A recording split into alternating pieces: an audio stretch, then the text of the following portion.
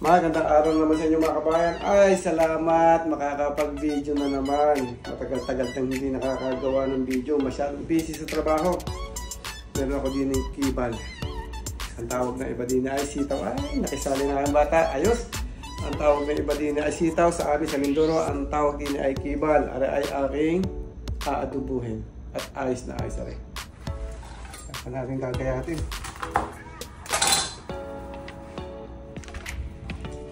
Is this a better view? Yeah, that's better.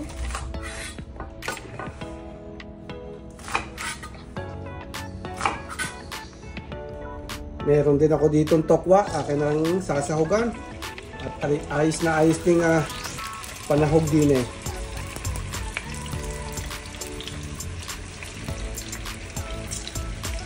Medyo gabi na rin aking paglulutong are. Kaya aking pagsasabay-sabay na. Inigisa ko na rin aking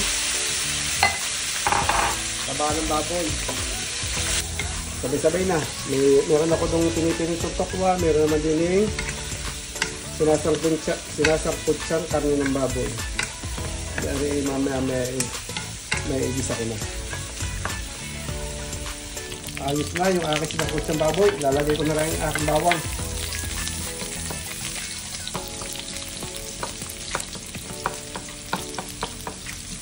Lagay ko na rin ang sibuyas.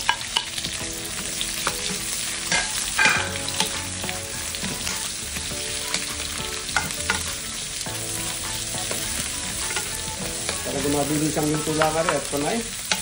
Gabi na. Okay, naantok na rin.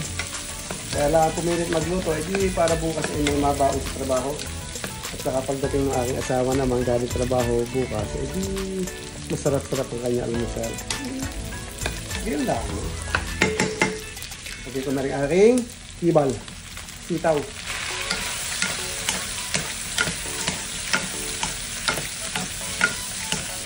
Iyak ko ng toyo. Paminta. Chicken powder ko. Konting asin. Isang basong tubig. Luluto-lutuin ko lang yung aking kibal. Yun. Bula ka na. Lagyan ko na ng suka. Okay lang. At ilalagay ko na rin yung aking paboritong tokwa.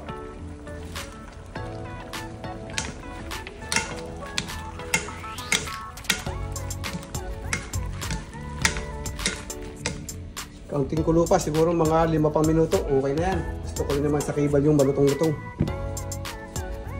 May nakalimutan pala ako, susundutin ko pa ng kaunting oyster sauce para mas malinamnam. At ayos na yan. Magalit na alala ko. Tikman na natin to. Sarap ang sabaw. Ano? Malutong-lutong pa ng kaunti. Oh. Gabi na rin, hindi na ako makakakain. Anong oras na? Mas 9:30 na ng gabi, kaya hindi na rin ako kakain. Bukas na lang umaga ako mag-aansal. At least bukas, pagdating ng aking asawa, siya naman ay makakakain bago siya matulog. Hindi. At kapag ay asawa.